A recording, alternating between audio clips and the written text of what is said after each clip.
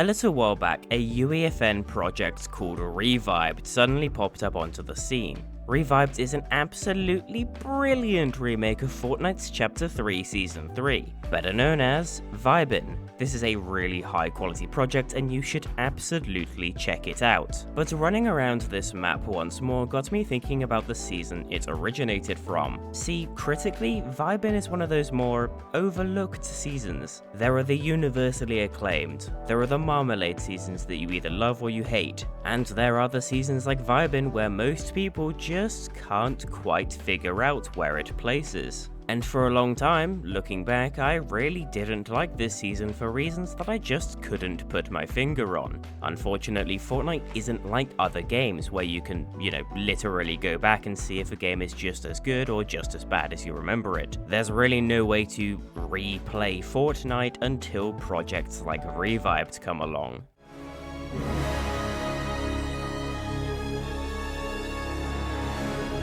When the collider fell and the 0 point was freed, we were thrust straight into Chapter 3 Season 3, which itself is notable for being previous Chief Creative Officer Donald Mustard's final season on the game. The season serves as a giant finale party, with everybody celebrating not only the end of the Zero War story arc that spanned the game's first 20 seasons, but also the end of a creative era for the game in general. Theme-wise, I have no issues with a party season. If the theme is executed well, I generally have no issues with it, and I think they did a lot with the party theme here to justify it. The main attraction here is the Rave Cave, a remodeled IO base with a baller roller coaster. I never was a big hollowed out cave POI fan, sorry Grotto, but the Rave Cave is a pretty neat attraction. There's a lot of interesting set pieces like the big cuddle head at the peak, and a ton of hidden areas to explore with all sorts of different layers and levels. But I must admit that I didn't find myself coming here all too often. And when I did, it was for the baller coaster. So ballers are back, with fuel. Yeah, getting the complaints right out of the way, I'm really not a fan on modern Fortnite's insistence on giving every classic vehicle fuel or energy for absolutely no reason. I understand that ballers were a pretty controversial part of the Season 8 to 9 era, but with the limited availability and more open terrain, less spots to hide and coast it out to the late game, I think giving ballers fuel was an unnecessary debuff. It drains so fast too. If you use the boost feature at all, your trusty baller probably won't even make it to the mid game. I don't know man, I think the baller's return was meant to be a fairly big part of the season launch, but I never really actually saw anybody use them, especially into the late game, and I think a big part of that is that you just couldn't. I think that's definitely a missed opportunity, not tapping into the more unique vibes of those Season 8-9 endgame experiences. But you can also ride animals now. I think this is something that a lot of people actually did want since the introduction of wildlife back in Chapter 2, so this is a welcome feature in my opinion. I'll admit that I didn't see people actually utilizing this feature very much, but when somebody did roll up on the back of a trusty wild pig, it is incredibly funny. Storm sickness was added. That's pretty cool. Vibin also introduced the new reality biome, and would it be controversial to say that this is definitely one of my favorite biomes to date? The dark grass, the purple trees and moss, these big old mushrooms, it's beautiful! The reality biome adds a ton of extra looting spots to the southwest quadrant of the Chapter 3 island, which in my opinion makes the map overall a lot more balanced. Greasy Grove also got changed. It's kind of a downgrade. It's harder to loot without actually really having a substantial increase of chest and floor loot spawns, but it looks super dope and I think that's gotta count for something, right? Reality Falls is a super cool location. There's a lot of different ways to play this POI. You can run up and down the tree or explore the cave system with lots of waterfalls and hidden secrets. It's such a unique spot. I sure do hope nothing bad happens to it. Besides the spectacle, I think a location like Reality Falls that plays completely different from the rest of the map is something that I can really appreciate.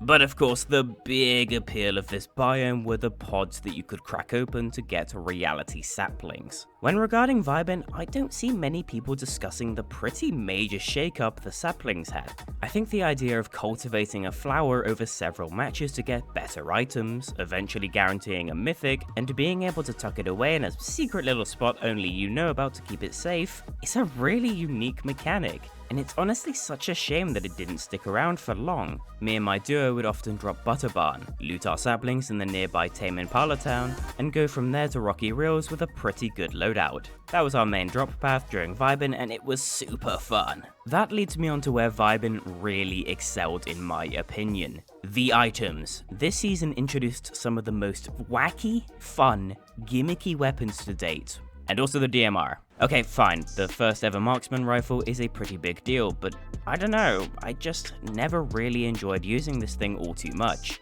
Using it now, it's definitely a decent long-range distance weapon, but at the time I just could not seem to hit my shots with it, and because of that, I really didn't like the DMR for a while. I know, skill issue. The hammer assault rifle on the other hand is literally the Scar, but better in every conceivable way. I've always been a big hammer AR stan, and I'm chuffed that it's gotten a true second chance in reload. The two-shot shotgun is definitely one of those guns you might not like when you first use it. You know, marmalade. And I was very much the same, but once you can get into a good rhythm with it, it can actually be really fun to pick up kills with. Vibin had a really good content flow, especially for a longer summer season, with each week introducing either a brand new wacky item, or bringing back some really solid unvault picks. The first update of the season introduced the grapple glove. Man, I am so happy this thing exists. When the Spider-Man web shooters were introduced in Chapter 3 Season 1, I was absolutely praying that they would get the grapnel gun treatment and become an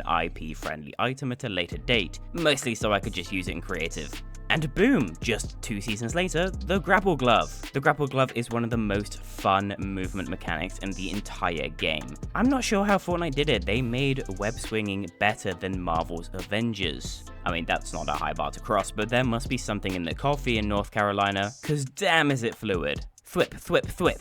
Ah, it's no wonder this thing somehow snuck into Season OG. The first major update of the season added Darth fucking Vader, so that's a pretty big departure from the season theme. Star Wars in Fortnite is nothing new, but Darth Vader makes for a pretty intense boss fight, and his lightsaber has an added boomerang ability, so sure, why not? Also, social tags. Does anybody use these? Update numero trios added the Ripsaw launcher, an admittedly not super strong, but definitely unique weapon. I have to give props where it's due for the creativity here. The firework flare gun was also added, which is basically the regular flare gun, but with 500 times more good vibes and aura.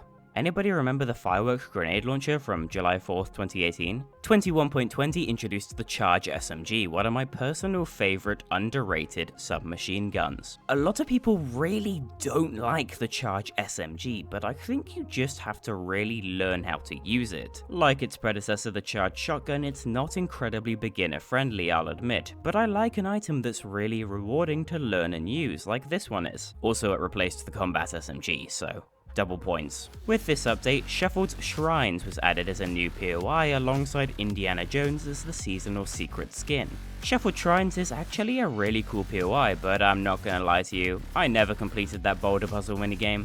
I was too lazy, but it looked fun. The location that was here prior, Tumbledown Temple, was actually my main duo's drop spot in early Chapter 3, so it was really kinda special to see it become a proper named location. You don't see that much. The Porta Fort and Combat Assault Rifle were unvaulted pretty early into the season, 2 brilliant choices that only made the loot pool better and more varied. 21.30 introduced the Prime Shotgun. Again, this is one of my absolute favourite gimmick weapons. Basically, the first shot of the clip does more damage, which rewards people who obsessively reload their weapons after every shot. Like me! Also, the Prime just feels good to use. I love the sleek design and the sound effects. Oh, it's so good. 2022's summer event was No Sweat Summer, and do you know what? I think this event is pretty good. Summer events have never been Fortnite's forte, and we're obviously never reaching the overworked burnout heights of 2019's 14 days. But No Sweat had a bunch of great new healing items. Actually some of the best free cosmetic rewards we've ever been given, some really solid new summer outfit choices, and the Block 2.0. Okay, well, nobody really cared about the Block 2.0, but the rest was really great. It's funny, I was actually on a camping trip for the bulk of this event, but I really wanted some of the free cosmetics. So I would use my phone hotspot to power my little Nintendo Switch to try and complete the challenges.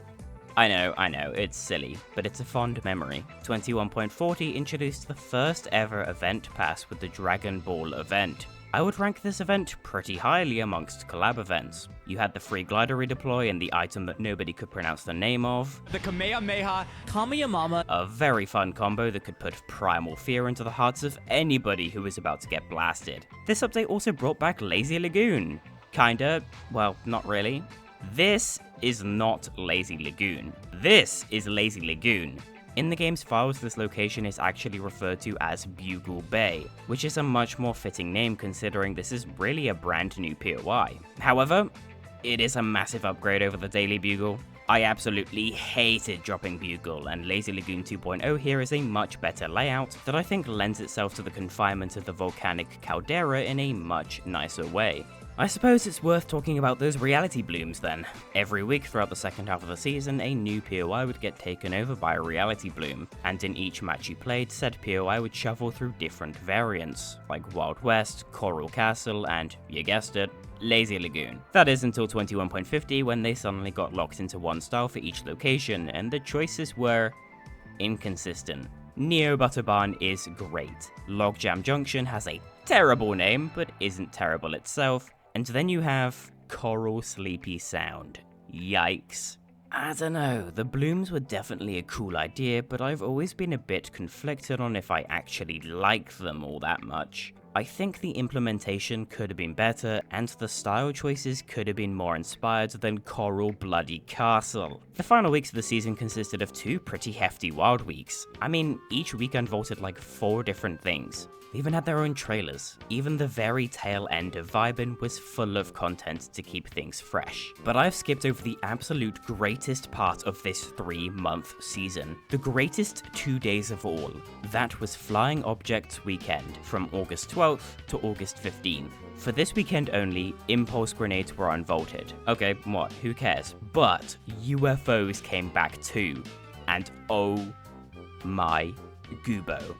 Remember how I mentioned the Indiana Jones collab earlier? Well, the rolling boulder from Shuffled Shrines was not one of a kind. You could actually dislodge these boulders all over the map, but if you used a UFO to pick one up and dragged it around, you could pretty much one-shot any player you dragged it into. Genuinely, we must have played some 30 games this weekend, just flying around like Dr. Robotnik and smushing everybody in the lobby. This was the single most fun weekend of this entire chapter. What a beautiful combo of tech we'll probably never see together again. Vibin also says it's a-okay to be who you are and love who you love, and I think that's pretty swell. So, why do people hate Vibin? Well, I think it was in the unfortunate position that it came in right at the end of a hot streak of super lore-heavy cinematic seasons, and we get this very chill summer season that takes the game in a very different direction. I think a lot of people perceive this season as not having very much content, but when you look into it, there were a lot of really fun additions and shakeups right through to the very end. Vibin definitely had some missteps. Removing imposters, the block 2.0 was pretty sucky, and the combat AR got its recoil taken off, so it was kinda busted. But despite that, this season has so much going for it that I would not hesitate to call it the best season of Chapter 3. I gave Fortnite Vibin a second chance, and you know what? It passes the vibe check.